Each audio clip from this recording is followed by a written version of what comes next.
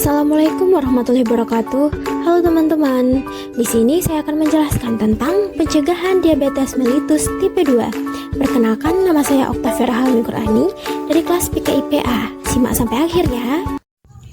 Nah, sebelum itu kita harus tahu dulu nih, apa itu diabetes mellitus tipe 2?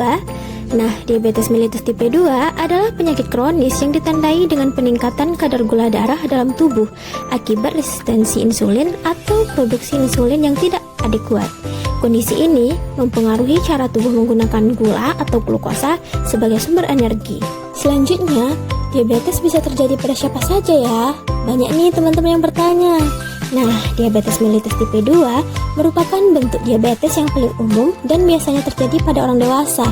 Selain dari orang dewasa, ternyata bisa terjadi pada anak-anak dan remaja juga loh. Sebenarnya apa sih penyebab dari diabetes mellitus tipe 2 ini? Ada beberapa penyebab. Yang pertama ada faktor genetik dan riwayat keluarga. Nah, riwayat keluarga dengan diabetes mellitus tipe 2 meningkatkan risiko seseorang mengembangkan kondisi ini. Yang kedua ada obesitas. Kelebihan berat badan atau obesitas adalah faktor risiko utama dalam pengembangan diabetes mellitus tipe 2. Lemak tubuh yang berlebih dapat mengganggu kerja insulin dalam tubuh. Yang ketiga ada gaya hidup tidak sehat. Pola makan yang tidak sehat, konsumsi makanan tinggi gula dan lemak, kurangnya aktivitas fisik, dan kebiasaan merokok dapat meningkatkan risiko seseorang mengembangkan diabetes mellitus tipe 2. Yang terakhir yaitu usia dan faktor hormonal. Risiko diabetes mellitus tipe 2 meningkatkan seiring bertambahnya usia. Wanita dengan riwayat sindrom ovarium polikistik juga memiliki risiko yang lebih tinggi. Teman-teman juga harus tahu nih gejalanya apa aja. Ada beberapa gejala umum yang terkait dengan diabetes mellitus tipe 2. Yang pertama ada poliura atau produksi urin yang berlebihan dan sering buang air kecil. Yang kedua ada polidipsia, yaitu rasa haus yang berlebihan dan sering minum air. Yang ketiga ada polifagi, yaitu nafsu makan yang meningkat dan sering merasa lapar. Yang keempat ada penurunan berat badan yang tidak dijelaskan.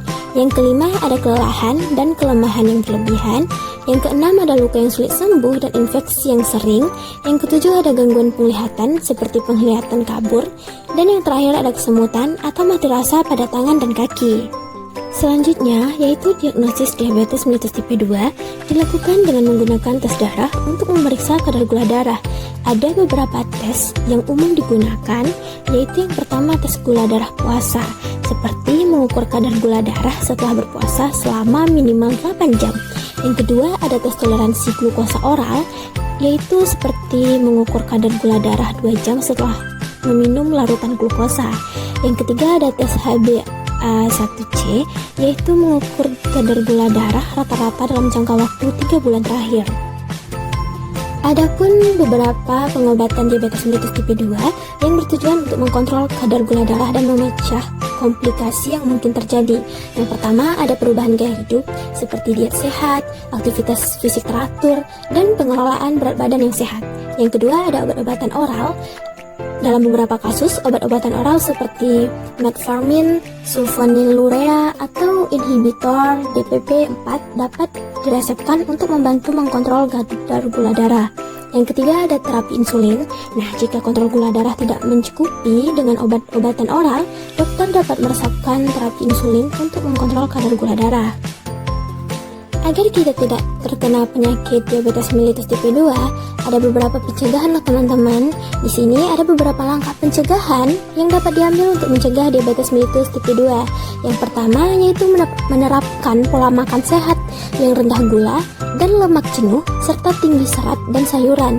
Yang kedua, melakukan aktivitas fisik secara teratur seperti berjalan kaki, berlari, atau berenang. Yang ketiga, menjaga berat badan yang sehat dan menghindari obesitas.